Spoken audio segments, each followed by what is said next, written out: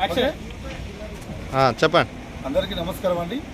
నేను మీ Rampalli double bedroom president Panneer Mahesh మరియు జనరల్ సెక్రటరీ యాదగిరి గౌడు మరియు మన విజయ భండారి గారు, రంగారావు గారు, లతీఫ్ గారు, పవన్ గారు, నాగరాజు గారు, నరసింహ గారు, కృష్ణరాజు గారు, జగదీష్ గారు, ప్రభాకర్ గారు.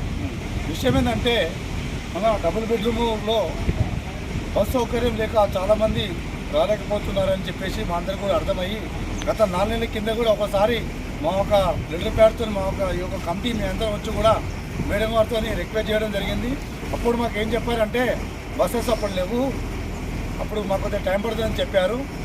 అందుకోసమని మళ్ళీ కొద్దిగా, ఎందుకంటే ఇప్పుడు ఆషాఢ మాసం పోతుంది, శ్రావణ మాసం స్టార్ట్ అవుతుంది కనుక రేపు 5 తారీఖు నుంచి వెళ్ళి మీకు ప్రజలకు ఎలాంటి ఇబ్బంది కలగొద్దు అనే ఉద్దేశంతో మళ్ళీ కూడా ఈరోజు కూడా పొద్దున మధ్యాహ్నం నుంచి ఇప్పటి వరకు మేడం వచ్చేదాకా ఉంది.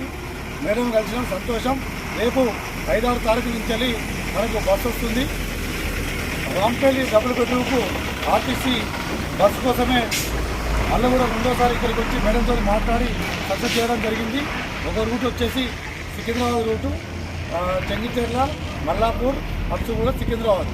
ప్రతినిధి ఒకటే బస్సు అవైలబుల్ ఉంది కనుక మేడం గారు మాటిచ్చారు. అతి త్వరలో మనకు బస్సు వస్తుంది కనుక ఈరోజు మా కమిటీ ఎవరైతే ఉందో ఈ యొక్క కార్యక్రమానికి వచ్చినందుకు ఫస్ట్ మీరందరూ నమస్కారం. మరియు ప్రజలందరూ కూడా మమ్మల్ని అర్థం చేసుకొని మా ఒక వెనువెంట ఉంటూ మీరు ఇంకా మాకు ప్రోత్సహిస్తున్న కొద్దీ ఇంకా పనులు చేయడానికి మేము సిద్ధంగా ఉన్నాం. కానీ దయచేసి వేరే మాటలు పట్టుకొని ఎవరో మాటలు పట్టుకొని గ్రూపులలో వేరే విధంగా మాట్లాడకండి. ఎందుకంటే కష్టపడితే తెలుస్తుంది ఆ బాధ ఏందో. ఆ కష్టం మేము పడుతున్నాం కనుక మాకు తెలుస్తుంది.